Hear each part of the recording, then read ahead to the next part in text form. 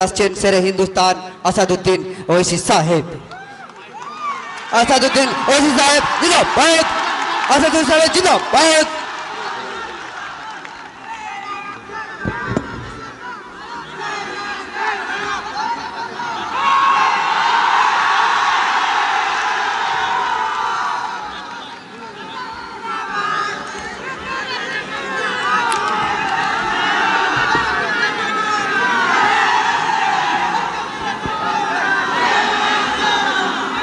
औज़ुबिल्लाहि मिनश्शैतानिर्रजीम बिस्मिल्लाहिर्रहमानिर्रहीम अस्सलामु अलैकुम वरहमतुल्लाहि वबरकातुहू।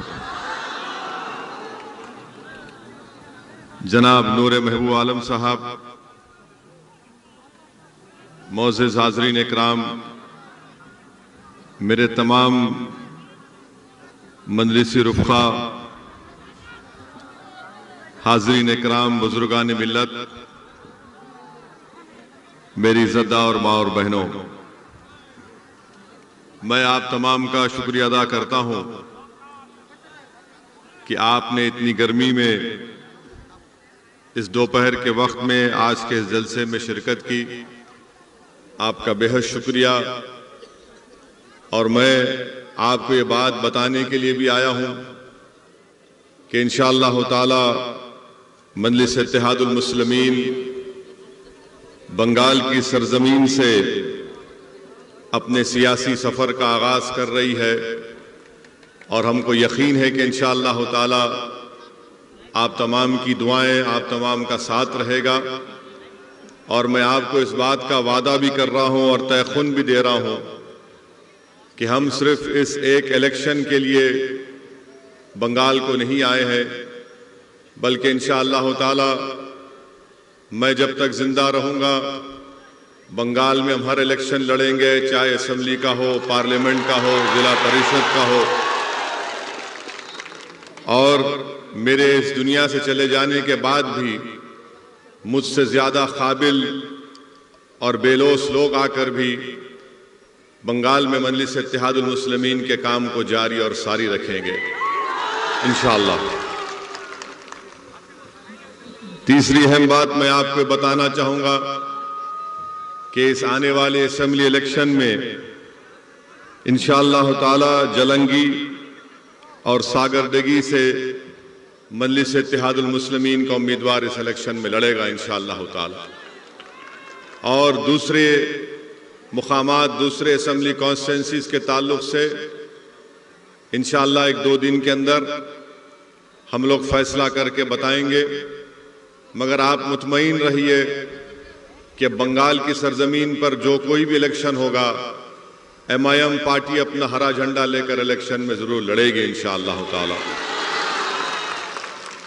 मैं हमारे तमाम बंगाल के मेरे मजलिस इत्तेहादुल मुस्लिमीन के तमाम साथियों को, मेंबर्स को उनका शुक्रिया अदा करता हूं कि बड़ी मुसीबत और मुश्किलात का उनको सामना करना पड़ा।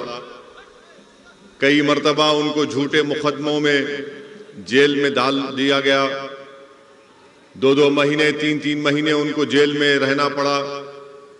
मगर मैं उनको सलाम करता हूं कि हुकूमत के जुल्म के बावजूद भी वो आज भी मजलिस इत्तेहादुल मुस्लिमीन का परचम उठाकर फख्र से मजलिस का काम कर रहे हैं।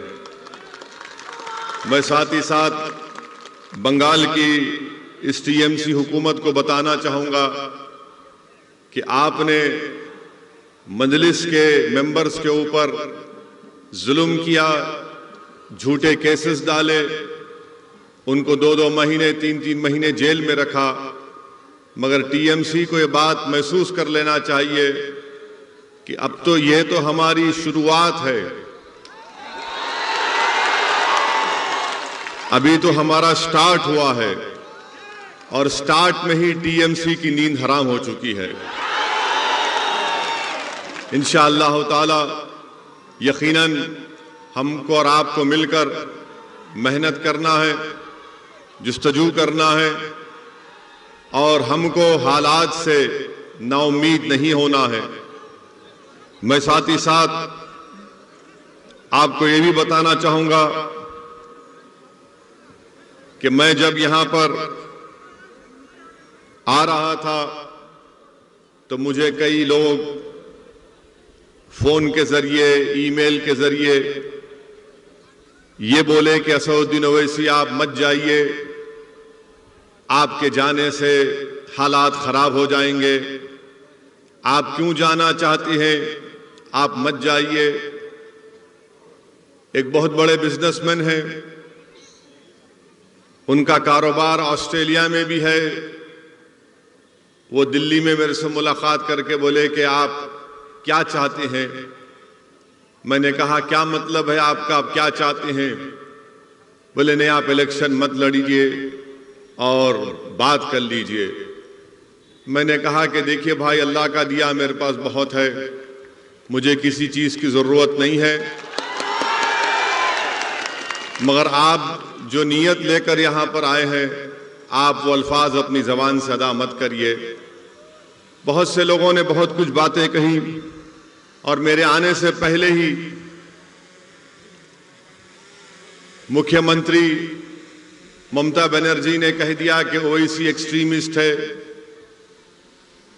कल मुझे हमारे महबूब आलम वीडियो दिखा रहे थे कि मुख्यमंत्री ममता बनर्जी ने कहा कि असदुद्दीन ओवैसी गद्दार है, गद्दार का साथ मत दो, ये वोट काटने आए हैं, इनको पैसे मिले हैं। मैं बंगाल के मुख्यमंत्री से यह कहना चाहूंगा कि आप जो कुछ कहना चाहते कह लो मेरे को, मुझे इसका कोई फर्क पड़ने वाला नहीं है।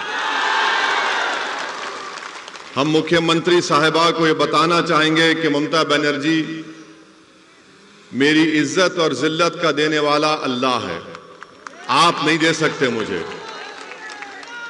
आप जो कुछ बोलना चाहते बोलो आप, मैं सुनने तैयार हूं, मगर एक बात आपको याद रखना पड़ेगा कि शायद आपको अपनी जिंदगी में असदुद्दीन ओवैसी जैसे अपोजिशन लीडर का मुकाबला नहीं हुआ होगा अभी तक। हम लड़ेंगे, ये हमारा जमहूरी हक है, डेमोक्रेटिक राइट है, और हम आगे बढ़ेंगे इंशाअल्लाह ताला। दूसरी बात यह है कि कोई यहां पर कहते कि लेफ्ट और कांग्रेस वाले बोलते हैं क्यों असदुद्दीन ओवैसी आ रहे। टीएमसी, कांग्रेस, वाम और बीजेपी, ये चारों मेरे बारे में एक बात जरूर कहते हैं, ये चारों एक बात पे मुत्तफिक हैं। कांग्रेस भी वही बात, लेफ्ट भी वही बात कि आप यहां पर क्यों आकर वोट को काटते हैं।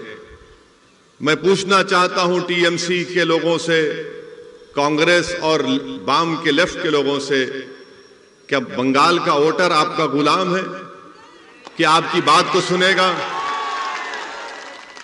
बंगाल का वोटर जिसको चाहे वोट देगा, मुझे देगा या नहीं देगा, मगर आप कब से बोलना शुरू कर दिए कि नहीं आओ। मेरे अजीज दोस्तों, मेरी इज्जतदार मां और बहनों, 70 साल से आप लोगों ने कांग्रेस को वोट दिया, लेफ्ट फ्रंट को वोट दिया, 10 साल आपने टीएमसी को वोट दिया, और इन तीनों पार्टीज ने आपसे वोट लेकर यह कहा कि हम हिंदुत्व को रोकेंगे, हम आपका डेवलपमेंट करेंगे, हम आपसे इंसाफ करेंगे। मगर मैं आपको बता रहा हूं कि बंगाल के दलितों को और खास तौर से मुस्लिम अक़लियत को ना इंसाफ मिला, ना उनका डेवलपमेंट हुआ, ना ये लोग बंगाल में हिंदुत्व की तहजीब को या उसके पॉलिटिकल गलबे को रोक सके। ये इनकी नाकामी की वजह से हिंदुत्व आज बंगाल में आगे बढ़ रहा है। 70 साल से धोखा दिया और आपका वोट हासिल किया। मेरे अजीज दोस्तों और बुजुर्गों, ममता बनर्जी क्या कहती हैं कि मैं मुसलमानों की प्रोटेक्टर हूं। ममता बनर्जी हर जगह कहती हैं, अब इस इलेक्शन में नहीं बोल रही हैं, मगर हम ममता बनर्जी को बताना चाह रहे हैं, आप जरूर बंगाल के मुख्यमंत्री हैं, मगर हमारा प्रोटेक्टर तो सिर्फ अल्लाह ही रहेगा। आपके प्रोटेक्शन की जरूरत नहीं है। आपका काम यह है कि बहैसियत मुख्यमंत्री आपने भारत के संविधान के ऊपर ओथ लिया है, और ओथ जब आप लेती हैं, चाहे आप हो या नरेंद्र मोदी हो, इनका काम यह है कि भारत की और बंगाल की जनता से इंसाफ करें, जो ना आप किया है और ना मोदी ने किया है। दोनों ने इंसाफ नहीं किया है, दोनों ने इंसाफ नहीं किया है। और चौथी बात यह कि ममता बनर्जी ने मेरे आने से पहले, माशाल्लाह मैं शुक्रिया अदा करता हूं मैडम चीफ मिनिस्टर का, कि दूल्हे के आने से पहले उन्होंने दूल्हे के बारे में बात करना शुरू कर दी। हर जगह टीवी चैनल पर, जलसे में, बहुत अच्छा है, आप बोलिए जरूर, क्योंकि मुझे मालूम है कि आपके दिमाग में असदुद्दीन ओवैसी आपको दर्द पहुंचा रहा है, इसलिए ममता बनर्जी बोल रही हैं। हम ममता बनर्जी से, टीएमसी से पूछना चाहते हैं, 10 साल से आपको सत्ता मिली बंगाल में, आपने अभी अपने पार्टी का इलेक्शन मैनिफेस्टो रिलीज किया। इलेक्शन मैनिफेस्टो में एक वर्ड नहीं है मुस्लिम, एक वर्ड नहीं है, और आप उसमें लिखते भी नहीं है कि आपने 10 साल में मुस्लिम माइनॉरिटीज के लिए क्या किया। आपने मुस्लिम माइनॉरिटीज के लिए कौन सा काम किया, बताइए ना, वो भी नहीं बताते आप। और फिर आप ये भी बोलते हैं कि मैं, ममता बनर्जी ये भी कहती हैं कि मैं माइनॉरिटी की मिनिस्टर भी हूं, वो पोस्ट मेरे पास है। तो बताइए ना आपने क्या किया, कुछ तो किया होगा ना आपने, तो बताइए आपने क्या किया। मेरे अजीज दोस्तों और बुजुर्गों, मेरी इज्जतदार मां और बहनों, 10 साल आपने टीएमसी को वोट दिया, उससे पहले 30-31 साल लेफ्ट को, उससे पहले कांग्रेस को आपने वोट दिया। मैं आज आपके सामने सिर्फ कम से कम वक्त में चंद बातें बताकर यहां से रुखसत हो जाऊंगा, क्योंकि अब तो जलसा पहला हुआ है, इंशाल्लाह बहुत होंगे, अब यहां से जलसे होंगे इंशाल्लाह ताला। मैडम चीफ मिनिस्टर कुछ नहीं बता सकती हैं। मैडम चीफ मिनिस्टर क्या दिखाती हैं? मुसलमानों के ईद के दिन आकर सर पे अपने पल्ले सर पे ओढ़ के ऐसा दुआ करते, और आप लोग क्या करते हो? ओ, उससे पेट भरता, उससे नौकरी मिलती, बच्चों को स्कूल मिलता, अस्पताल मिलता, पुलिस से जुल्म का खात्मा होता। मगर ये इनका ड्रामा, सर पे ओढ़ो, हाथ उठाओ, अल्लाहू अकबर, ये नाटक है। ये नाटक कब तक चलता रहेगा? अच्छा, अब आप खुद, मैं आपको बता रहा हूं, मैं ममता बनर्जी से, चीफ मिनिस्टर बंगाल से, ये लेफ्ट फ्रंट के लोगों से, और कांग्रेस, ये लेफ्ट फ्रंट कांग्रेस तो इनका आखिरी इलेक्शन है, इसके बाद खत्म ही हो जाने वाले हैं, नहीं रहने वाले हैं। ये इनसे मैं पूछना चाह रहा हूं, बंगाल में आप ये बताइए कि क्या ये बात सच नहीं है कि बंगाल में 15% मुसलमान बच्चे जिनकी उम्र 6 साल और 14 साल की है, वो स्कूल के बाहर हैं। 6 और 14 साल की उम्र के बच्चे 15% स्कूल के बाहर हैं। क्यों नहीं डाले उनको स्कूल में? आप, मैं रोका था क्या आपको? ठीक है, मैं गद्दार हूं, चलिए मान लिया मैं गद्दार हूं, मैं सब कुछ हूं, मगर आप स्कूल में क्यों नहीं, स्कूल नहीं बनाए? ये गवर्नमेंट का डेटा है, मेरा नहीं है। 6 और 14 साल की उम्र के 15% मुस्लिम बच्चे स्कूल के बाहर हैं। आपको मालूम, यूपी और बिहार के बाद सबसे ज्यादा मुसलमान बच्चे आउट ऑफ स्कूल कहां पर है? बंगाल में। बंगाल में ये क्यों नहीं किया आपने? मैं रोका क्या आपको? आप स्कूल खोल देते। 30 साल लेफ्ट की हुकूमत, उससे पहले कांग्रेस की हुकूमत, 10 साल से टीएमसी की सरकार, किसने रोका था आपको स्कूल खोलने से? क्या यह बात सच नहीं है कि जितने सेकेंडरी और हायर स्कूल है वो मुर्शिदाबाद में, मालदा में, दिनाजपुर में नहीं है। क्यों नहीं है? क्योंकि यहां पर बड़ी तादाद में मुस्लिम माइनॉरिटी रहती है। कहां पर ये स्कूल ज्यादा है? दार्जिलिंग में है, बंकुरा में है। आप बताइए फिर ये क्यों, आप यहां क्यों नहीं खोलते? आप यहां पर खोलना चाहिए ना जहां पर जरूरत है। मगर नहीं, ममता बनर्जी बोलेंगे वो ऐसी गद्दार है, लेफ्ट कांग्रेस बोलेंगे बी टीम है। अरे मैं सब कुछ हूं बाबा, तुमने स्कूल क्यों नहीं खोला? इनके पास इसका कोई जवाब नहीं है।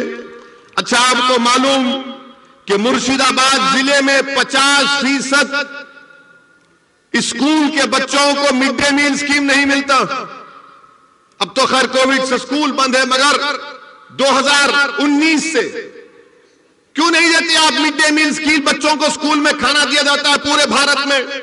50% स्कूल्स में मुर्शिदाबाद में मिड डे मील स्कीम नहीं दिया जाता। क्यों नहीं दिया जाता? ठीक है ममता दीदी, मैं गद्दार हूं, मानता हूं कांग्रेस लेफ्ट वालों, मैं भी टीम हूं। बताओ फिर तुम स्कूल में खाना क्यों नहीं देते? ये तुम्हारा डेटा है, मेरा नहीं है। और फिर लेफ्ट के लोग बोलते हैं हम मुसलमान को जमीन दिए। 3/4 Muslims of Bengal have no land, जमीन नहीं दिए और आप झूठ बोलते हैं। मेरे अजीज दोस्तों और बुजुर्गों, फिर उसके बाद आप देख लीजिए कि 6 सबसे बदतरीन डिस्ट्रिक्ट्स जो हैं हेल्थ के एतबार से, 3 के 3 तो 50% मुस्लिम माइनॉरिटी के डिस्ट्रिक्ट्स हैं। आप क्यों नहीं खोले अस्पताल? वहां पर खोलना था ना, मैं रोका आपको। ठीक है, मैं गद्दार हूं, बी टीम हूं, मैं उनसे पैसे लिया, उनसे जो भी होगा अलग बात है, मगर ये काम आप क्यों नहीं करे? इनको इसी बात का हम सब सवाल करते हैं तो इनको तकलीफ हो जाती है। और मैं मुर्शिदाबाद की हमारी मां और बहनों को बताना चाह रहा हूं, मुर्शिदाबाद जिले के मां और बहनों को बताना चाह रहा हूं, जो 50% हमारी मां और बहनें बीड़ी बनाती ना। अब आप मेरी बात सुन लो। क्या आपने टीएमसी और कांग्रेस लेफ्ट के किसी एक लीडर से सुना कि नरेंद्र मोदी की सरकार एक नया रूल बना रही टोबैको के ऊपर, तंबाकू के ऊपर, उससे लाखों बीड़ी बनाने वालों की नौकरियां चले जाएंगी? मैं 1 महीना पहले नरेंद्र मोदी की हुकूमत को, गवर्नमेंट को लेटर लिखा कि कॉप्टा में अमेंडमेंट्स मत लाइए। भारत में 85 लाख बीड़ी बनाने वाली और उसमें 70% महिलाएं। अगर वो कॉप्टा का अमेंडमेंट आएगा तो लाखों नौकरियां चले जाएंगी बीड़ियों की। इस पर कोई टीएमसी क्यों नहीं बोलती? क्यों नहीं बोलती ममता बनर्जी मोदी को कि ये बोलो इस बारे में? ना कांग्रेस बोलती है, ना लेफ्ट बोलती है। बीड़ी का बनाती हमारी मां और बहनें यहां पर। फिर आप वो भी देख लीजिए। अच्छा, मैं गद्दार हूं, ममता बनर्जी बोलती मैं गद्दार हूं, कांग्रेस बोलती कि मैं बी टीम हूं। अच्छा, ये बताओ, पूरे बंगाल में 25.4% घर में टैप वाटर है, पानी का टैप वाटर है। मुसलमान को खाली 15% क्यों है? गद्दारों को पानी नहीं पिलाते ममता बनर्जी? आप बी टीम को पानी नहीं पिलाते क्या आप? 15% मुस्लिम के पास। अच्छा, ड्रेनेज लाइन पूरे बंगाल में 31.6% घर में ड्रेनेज लाइन है। कितने मुस्लिम माइनॉरिटी के पास है? 15.2%। क्या यह ठीक है? मुझे गाली दो, आप दिल भर के गाली दो, शायद आपका दिल मुतमईन होता होगा, रात में अच्छी नींद आती है, मगर ये सवाल का जवाब दो ना। इस सवाल का जवाब कौन देगा? मुर्शिदाबाद में आपको मालूम कि सबसे जहरीला पानी यहां पर मिलता है। मुर्शिदाबाद में आर्सेनिक पानी मिलता है, आर्सेनिक पानी, लाल रंग का पानी मिलता है। और उसमें पानी का क्या है? 3000 पार्ट्स पर बिलियन है। WHO बोलता है कि 300 लिमिट होना चाहिए। मुर्शिदाबाद में 3000 पार्ट्स पर बिलियन आर्सेनिक पानी मिलता है। क्या कर रही टीएमसी? क्या किया लेफ्ट ने? क्या किया कांग्रेस ने? जो मुर्शिदाबाद, मालदा में बरसों से तुम्हारा एमपी, तुम्हारा एमएलए जीत के आ रहा, तुम तो साफ पानी नहीं पिला सकते, आर्सेनिक पानी आप देते हैं। मेरे अजीज दोस्तों और बुजुर्गों, फिर वहीं पर आप देखिए मगरबी बंगाल में हायर एजुकेशन का सर्वे हुआ गवर्नमेंट ऑफ इंडिया का। कितने मुस्लिम माइनॉरिटी के बच्चे हायर एजुकेशन में पढ़ रहे मालूम आपको? बंगाल में मुसलमानों का पॉपुलेशन क्या है? 2011 का सेंसस कहता है 27-28%। हायर एजुकेशन में बंगाल के कॉलेजों में खाली 7.8 बच्चे पढ़ रहे हैं। 7.8। कितने टीचर है कलकत्ता यूनिवर्सिटी में, जादवपुर प्रेसिडेंसी में मुस्लिम टीचर 3.6 है। ममता जी, मैं गद्दार हूं ना? आप मुझे सजा देना था, ये बच्चों को नौकरी क्यों नहीं देते आप?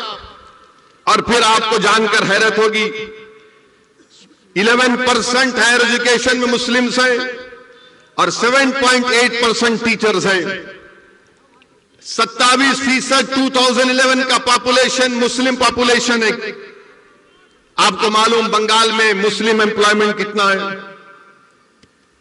कितनी नौकरियां हैं गवर्नमेंट में आपको मालूम?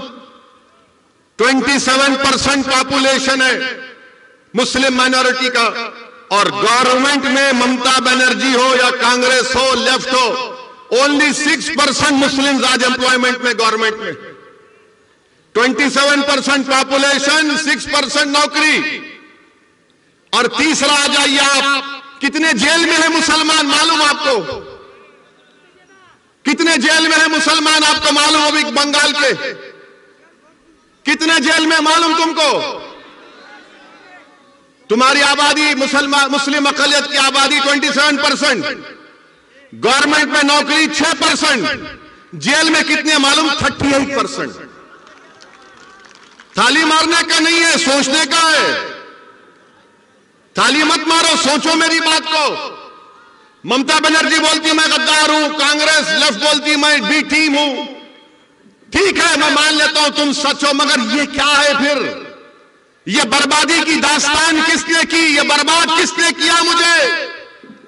तुम तो मेरा वोट लेकर चले गए, तुम तो मेरा वोट ले लिए ना, मगर तुमने क्या दिया मेरे बच्चों को? स्कूल दिया नहीं दिया, कॉलेज में एडमिशन दिया नहीं दिया, तुमने गवर्नमेंट में नौकरी दी नहीं दी, तुमने घर में पानी की लाइन दी नहीं दी, तुमने मुझे पीने का साफ पानी दिया नहीं दिया, तुमने मुझे क्या दिया? क्या दिया? तुमने मुझे जेल में डालकर मेरे नौजवानों की जिंदगी को बर्बाद कर दिया। ये पॉइंट है मेरे भाई। इसीलिए असदुद्दीन ओवैसी बंगाल को नहीं आना। मैं आपको सच्चाई से हर चीज बता रहा हूं, आप खुद देख लीजिए। अच्छा, आपको मालूम ये पुलिस के लोग हैं, कितने मुस्लिम सब इंस्पेक्टर है बंगाल में मालूम?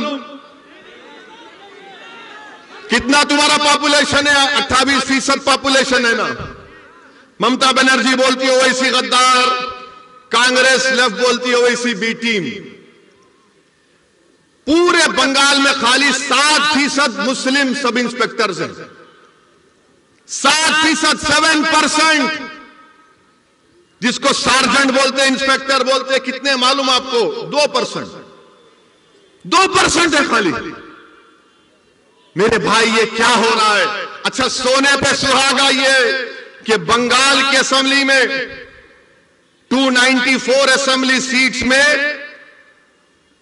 59 कितने साबिर 59 है मुस्लिम एमएलए, 59 मुस्लिम है, जिसमें से ममता बनर्जी के 32 हैं।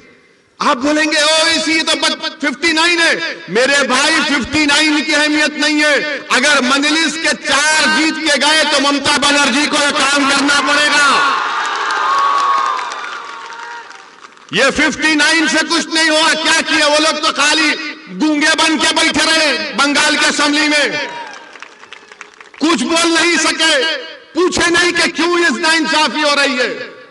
और फिर टीएमसी हमसे बोलती कि हम गद्दार हैं। मैं ममता बनर्जी आपको याद दिला रहा हूं, यहां के जलसे से मैं ममता बनर्जी को याद दिला रहा हूं कि ममता बनर्जी 30 अप्रैल 2002, ये मैं जो कुछ कह रहा हूं ना, मैं चैलेंज कर रहा हूं अगर इसमें से एक वर्ड भी गलत है तो मेरे को चैलेंज कर रहा हूं, बैठ के डिबेट करेंगे, टीवी के सामने आ जाओ। 30 अप्रैल 2002 को लोकसभा में डिबेट हुआ गुजरात के फसादात के लिए, जब मेरे वालिद सालारे मिल्लत अलैहिर्रहमा एमपी थे सुल्तान सलाहुद्दीन ओवैसी। लोकसभा में सबने उस मोशन के खिलाफ वोट दिया। ममता बनर्जी, आपने तो मोदी का साथ दिया था 30 अप्रैल 2002 को, और मैं गद्दार हूं। अगर टीएमसी के लोग यहां पर हैं तो जाके तुम्हारी दीदी को सुनाओ। 15 सितंबर 2003 टाइम्स ऑफ इंडिया अखबार की रिपोर्ट है। क्या तारीख? 15 सितंबर 2003। ममता बनर्जी क्या कहती है उसमें? ममता बनर्जी आरएसएस के लोगों से मिलती है और मिलके बोलती है कि आरएसएस के लोग देश प्रेमी हैं। और ममता बनर्जी बोलती उनको कि अगर तुम 1% मेरा साथ दिए तो मैं बंगाल की पूरे मुकद्दर को चेंज कर दूंगी। ममता बनर्जी, तुमने तो 2003 में आरएसएस से हाथ मिला लिया था और आज तुम असदुद्दीन ओवैसी को गद्दार कहती हो। क्या बात है ये? 2003 का 15 सितंबर 2003 का। अच्छा, फिर ममता बनर्जी 2019 का पार्लियामेंट इलेक्शन हुआ। पार्लियामेंट के चुनाव में आप बताइए कि आपने बीजेपी को वोट दिया? कितनों ने बीजेपी को वोट नहीं दिया? हाथ उठाओ। शर्माओ ने, डरना नहीं। कितने टीएमसी को वोट दिया? डरो भाई, उठाओ, कोई बात नहीं। अच्छा, 18 बीजेपी कैसा जीत गई? 18 बीजेपी कैसा जीत गई बंगाल से? मैं तो नहीं था ना, गद्दार तो नहीं था, बी टीम भी नहीं थी, तो बीजेपी मोदी 18 कैसे जीत गया? टीएमसी का ममता का वोटर मोदी के गोद में बैठ के चाय पी रहा है। और ममता बनर्जी, टीएमसी, लेफ्ट, कांग्रेस हमको गद्दार, बी टीम, क्या क्या गाली देते थे। अच्छा, फिर रिजल्ट आया तो ममता बनर्जी ने क्या कहा था? मीडिया ने जाकर ममता बनर्जी से क्या पूछा? ए दीदी, बीजेपी इतना जीत गई, क्या मुस्लिम की वजह से हुआ? मीडिया को भी शौक खाली मुसलमान से है। तो ममता बनर्जी ने क्या कहा कि हां, गाय दूध देती है तो कभी गाय लात भी मारती है। कहा था ना। मेरे को एक जवाब दो, तुम इंसान हो, तुम गाय हो? अगर कोई बंगाल का मुसलमान है, वो इंसान है या गाय है? तुम इंसान हो या गाय हो? जोर से बोलो, तुम इंसान हो या गाय हो? तुम 2 टांग के हो या 4 टांग के हो? तो किसने अख्तियार दिया मुख्यमंत्री को कहने के लिए कि हम 4 टांग की गाय है? किसने दिया, बताओ? अच्छा, फिर मुख्यमंत्री ने क्या कहा? गाय दूध देती है तो हम ले लेते हैं, लात मारती तो कबूल कर लेते हैं। ममता बनर्जी, हम गाय नहीं है, इंसान है, और इंसान को नौकरी की जरूरत है, इंसान को पानी की जरूरत है, इंसान को घर की जरूरत है, इंसान को नौकरी की जरूरत है, इंसान को स्कूल की जरूरत है, इंसान को कॉलेज की जरूरत है। मगर दीदी, आपने क्या किया? आपने तो दूध भी पी लिया, मलाई भी खा ली, मिष्टी दोई भी खा लिए। अब हमारे पास कुछ नहीं बचा है। मैं आपको गाय के रूप में नहीं देखता, मैं आपको इंसान के रूप में देखता हूं। मजलिस इत्तेहादुल मुस्लिमीन तुमको भारत का बावकार इंसान के तौर पर देखती है। मैं तुम्हारे से दूध लेने नहीं आया हूं, मैं तुम्हारा हक दिलाने के लिए आया हूं यहां पर। मैं तुम्हारे को भारत के संविधान में जो आपका जायज मुकाम है उसको दिलाने के लिए आया हूं। मैं इंसान को इंसान के रूप में उसकी इज्जत बहाल करने के लिए आया हूं। टीएमसी आपको जानवर की तरह देखती और असदुद्दीन ओवैसी आपको इंसान के तौर पर देखता है। मेरे अजीज दोस्तों और बुजुर्गों, मैं आपको याद दिलाना चाहता हूं एक तारीखी शख्सियत को। कितने लोग टीटू मार को जानते हैं? टीटू मीर को। टीटू मीर को जानते हैं? कौन था टीटू मीर? कौन था टीटू मीर?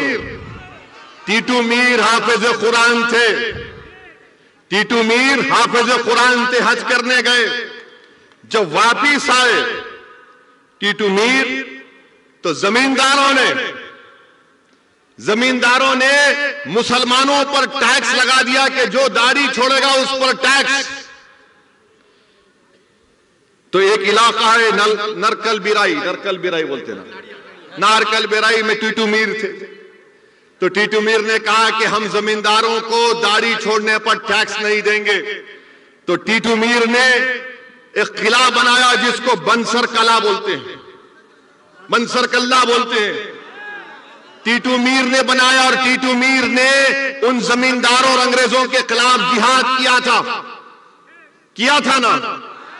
आज असदुद्दीन ओवैसी आपको बोलने आया कि आपको ना जिहाद करने की जरूरत है, ना हथियार उठाने की जरूरत है, आपको सिर्फ भारत के संविधान को समझकर अपने हक के लिए लड़ने की जरूरत है। उस जमाने में जमींदार थे और अंग्रेज थे। वो तो जमींदार अंग्रेज चले गए, अब नए जमींदार आ गए। एक जमींदार टीएमसी, एक जमींदार मोदी, एक जमींदार कांग्रेस, एक जमींदार लेफ्ट। ये जमींदार बन चुके हैं और हम पर टैक्स लगा रहे हैं। मेरे अजीज दोस्तों और बुजुर्गों, बताइए आप, अगर आप नहीं लड़ेंगे अपने हक के लिए तो क्या कोई आसमान से आएगा या जमीन से निकलेगा? आपको अपने हक के लिए लड़ना है। मैं बुजुर्गों से अपील कर रहा हूं, आपको अपने बच्चों के रोशन मुस्तकबिल के लिए लड़ना है। आपको उनके लिए उनका हक संवारना है। यह कांग्रेस पार्टी क्या है बताइए, बताता हूं आपको। यह कांग्रेस पार्टी जब बाबरी मस्जिद का फैसला आया तो कांग्रेस पार्टी इसका वेलकम किया। कौन उसके बारे में कहा? किसने कहा कि supreme court is supreme but not infallible? उसका नाम असदुद्दीन ओवैसी था। ममता बनर्जी, पूछो उनसे टीएमसी से कि राम मंदिर का जजमेंट आया, उसके बारे में आपकी क्या राय है? तो बोलेंगे, नाराज हो जाएंगे वो लोग, मान खामोश बैठो। कांग्रेस के बहुत बड़े चीफ मिनिस्टर कमलनाथ ने ईंटें भिजा दी, प्रियंका गांधी ने उसका वेलकम किया। यह कांग्रेस पार्टी है जो आपके वोटों से मुर्शिदाबाद, मालदा में बरसों से हुकूमत करती आ रही है और कुछ नहीं किया। यहां पर ट्रिपल तलाक का बिल पार्लियामेंट में आया तो कौन उसके खिलाफ बोला? आपने देखा होगा ना, किसने बोला ट्रिपल तलाक के खिलाफ? जब ट्रिपल तलाक का बिल पार्लियामेंट में मैंने वोटिंग का मुतालबा किया तो पूछो टीएमसी से, टीएमसी ने वॉकआउट कर दिया। वोट क्यों नहीं डाला? वोट क्यों नहीं डाला? वॉकआउट किया। वोट डालना था, बताना था मोदी को कि तुम्हारे खिलाफ वोट दे रहे हैं। हम खाली 2 एमपी हैं लोकसभा में, मगर मोदी के 300 एमपी के सामने उसके खिलाफ बोलते और वोट भी डालते उसके खिलाफ। ममता बनर्जी का एक चेहरा लोकसभा में, एक चेहरा बंगाल में, एक चेहरा लोकसभा में। उनके एमपी बड़ी बड़ी अच्छी अंग्रेजी में बड़ी बड़ी तकरीर कर लेते हैं, मगर सिटीजन अमेंडमेंट बिल आया तो 8 एमपी नहीं थे, 8 एमपी नहीं थे। किसने सारी दुनिया के सामने बता दिया कि CAA का कानून भारत के संविधान के खिलाफ है? और मैंने सारी दुनिया के सामने मोदी के और उसके 300 एमपी के सामने उस कानून को फाड़ कर बता दिया काला कानून है। क्या कांग्रेस ने किया? क्या टीएमसी ने किया? लेफ्ट तो कहीं है ही नहीं बेचारे। ये कांग्रेस और लेफ्ट तो वो मेडिकल शॉप में जब जाते हैं दवा लेने के लिए तो दवा के नीचे ऊपर लिखा होता कि कब बनी, date of manufacture, date of expiry. ये कांग्रेस लेफ्ट का डेट ऑफ एक्सपायरी हो चुका है। इनसे अब कुछ नहीं होगा, इनसे कुछ नहीं होगा अब कांग्रेस और लेफ्ट फ्रंट से। ये लेफ्ट के लोग बर्बाद कर दिए पूरे बंगाल के मुस्लिम अकलियतों को। अगर आज बंगाल में मुसलमान परेशान हैं तो लेफ्ट की वजह से इन्होंने बर्बाद कर दिया हर चीज। कुछ नहीं किया, कुछ नहीं किया। सिर्फ कार्ल मार्क्स, लेनिन क्या क्या बातें की। इनकलाब आएगा, इनकलाब, अरे कहे का इनकलाब, मेरा घर बर्बाद हो गया। मेरे बच्चे को नौकरी नहीं मिली, मेरे घर में चिराग नहीं है, और तुम इनकलाब की बातें करते हो। कितना धोखा दिया तुमने 30 साल में। मेरे भाई याद रखो, मेरी जिंदगी कब तक है अल्लाह जानता है, मगर मैं आपसे कह रहा हूं, जब तक आप सियासी तौर पर मुत्तहिद नहीं होंगे, जब तक आप सिर्फ वोट डालने वाले के साथ साथ वोट लेने वाले नहीं बनेंगे, आपके मसाइल नहीं हल होंगे, आपके प्रॉब्लम्स नहीं सॉल्व होंगे, आपके प्रॉब्लम्स नहीं सॉल्व होने वाले। मेरी बात को याद रखो। आप हो सकता है कि किसी को मेरी बात गलत दिख रही होगी, मगर आपके प्रॉब्लम नहीं सॉल्व होंगे, आपके मुश्किलात का खात्मा नहीं होगा, आपके बच्चे जेलों में सड़ते रहेंगे, उनकी जवानी बर्बाद हो जाएगी, हमको गवर्नमेंट में नौकरियां नहीं मिलेंगी। ये तो कॉन्स्टिट्यूशनल राइट है ना, हमारे संविधान में right to equality fundamental right है। हमारे कॉन्स्टिट्यूशन में liberty, equality, fraternity, justice Baba Saheb Ambedkar ने प्रियम्बल में लिखी। तो बताओ, क्या कांग्रेस ने किया, क्या लेफ्ट ने किया, क्या ममता ने किया, क्या मोदी कर रहे? कोई नहीं कर रहा है। मेरे अजीज दोस्तों और बुजुर्गों, इसीलिए मैं आपसे अपील कर रहा हूं कि आपने सबको वोट दिया है, एक मर्तबा मजलिस इत्तेहादुल मुस्लिमीन का साथ देकर देखो, एक मर्तबा साथ देकर देखो। मैं आपसे वादा कर रहा हूं कि इंशाअल्लाह ताला जो काम 70 साल में नहीं हुए, वो काम हम इंशाअल्लाह ताला 5 साल में करवा के आपको दिखाएंगे इंशाअल्लाह। मेरी ये कोशिश है, मेरे मजलिस के साथियों की कोशिश है, आपकी दुआओं का मैं मोहताज हूं, आपके दुआओं का मोहताज हूं सिर्फ मैं। आप सिर्फ दुआ करो हमारे लिए, हम अपनी कोशिश और जुस्तजू और कुर्बानियों को जारी रखेंगे। और जहां तक सवाल है नरेंद्र मोदी का, माशाअल्लाह, क्या बोल सकते। बांग्लादेश नरेंद्र मोदी गए, कल जाकर बोल दिया, कल जाकर नरेंद्र हमारे प्रधानमंत्री ने कहा कि मैंने भी सत्याग्रह किया था बांग्लादेश में। क्या बात है, देखो, हमको नहीं मालूम था प्राइम मिनिस्टर कि आपने सत्याग्रह किया था। जो आपके बारे में किताब लिखे उसमें तो कहीं नहीं मिला कि आपने बांग्लादेश के लिए सत्याग्रह किया था, मगर मोदी जी बोल दिए। मगर मोदी जी, अगर आपने बांग्लादेश के लिए सत्याग्रह किया तो मुर्शिदाबाद के बसने वाले मुस्लिम अक़लियत को आप बांग्लादेशी क्यों बोलते हैं? बोलते हैं ना, बोलते हैं ना, दीमक भी बोलते हैं। मगर बांग्लादेश को बनाने के लिए आपने सत्याग्रह किया तो हमको क्यों गाली दे रहे? फिर आप हैदराबाद में बल्दिया का इलेक्शन हुआ तो बीजेपी बोली हैदराबाद में ओवैसी के कॉन्स्टिट्यूएंसी में बांग्लादेशी है। वो बांग्लादेशी नहीं थे, वो बंगाल के सोने का कारस्कोप का काम करने वाले काबिल लोग बसते मेरी कॉन्स्टिट्यूएंसी में, उनको बांग्लादेशी बोल दिए। CAA का कानून नरेंद्र मोदी लाए, CAA का कानून आसाम में मोदी CAA की बात नहीं कर रहे, मोदी और अमित शाह बंगाल में यहां पर असेंबली इलेक्शन में CAA की बात कर रहे, आसाम में नहीं कर रहे, हम यहां कर रहे। मैं आपको बता रहा हूं, ममता बनर्जी की TMC पार्टी, चीफ मिनिस्टर की पार्टी बीजेपी को नहीं रोक पाई, तो कैसे CAA को रोक पाएगी? कैसे रोक पाएगी CAA को? ये आपको सोचना है मेरे अजीज दोस्तों और बुजुर्गों। नरेंद्र मोदी जब से भारत के वजीर आजम बने उस वक्त से पहली तकरीर नरेंद्र मोदी ने की और कहा, क्या कहा कि हमको सत्ता मिली 1200 साल की गुलामी के बाद। नरेंद्र मोदी जी, इस मुल्क में गुलामी तो अंग्रेजों ने की 200-250 साल की, मगर 1200 साल की गुलामी क्या है? क्या सिराजुद्दौला भी गद्दार थे? मोदी जी बताओ आप, क्या सिराजुद्दौला जो जंग लड़े अंग्रेजों के खिलाफ, क्या थे वो? मेरे अजीज दोस्तों और बुजुर्गों, ये बीजेपी का असली चेहरा है। पूरे मुल्क में इतनी नफरत बीजेपी भर दी कि एक बच्चा जिसका नाम मुसलमान है वो किसी मंदिर में जाकर पानी पीता है तो उसको पीटा जाता है, मारा जाता है। बताइए आप, अगर कोई गोश्त रखता है तो उसको मार दिया जाता है, नफरत फैला दी। कोई अगर मुसलमान है तो उसको कहा जाता है जिहादी है, कोई ट्राइबल है तो नक्सल कहा जाता है, कोई सेकुलर थिंकर है तो उसको एंटी नेशनल कहा जाता है। मेरे अजीज दोस्तों और बुजुर्गों, ये रात लंबी होने वाली है। मैं बार बार कह रहा हूं, ये रात बड़ी लंबी होने वाली है, याद रखो।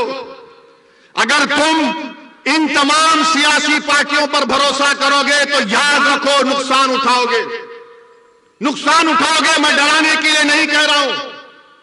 फिरका परस्ती इतनी बढ़ चुकी है, कितनी फिरका परस्ती बढ़ गई कि ममता बनर्जी इस इलेक्शन में आकर कहती है कि मैं हिंदू ब्राह्मण हूं।